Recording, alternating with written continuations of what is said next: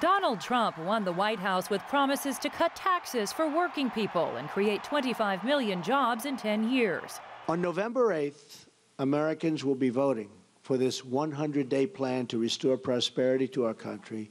This is my pledge to you. And if we follow these steps, we will once more have a government of, by, and for the people. Trump has been likened to the first populist U.S. president, Andrew Jackson, 250 years ago. But one big difference is that Trump is now running the wealthiest White House in U.S. history. According to Bloomberg, his cabinet and close advisors are worth an estimated total of $12 billion.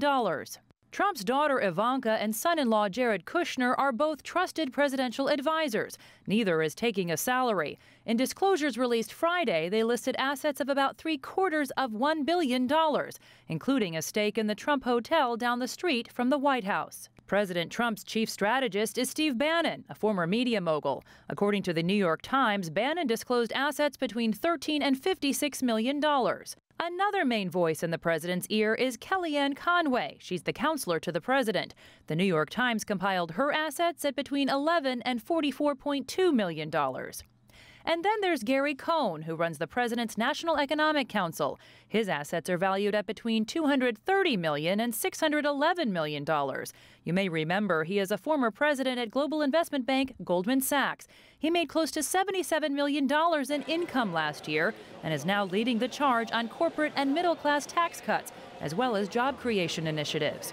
Trump spokesperson Sean Spicer says these figures should come as no surprise.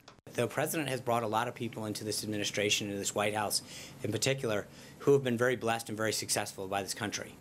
None of the members of the Trump administration are going to be making millions at the White House. Some, in fact, are taking no salaries at all, and many are in the process of selling their assets so they can better comply with ethics law.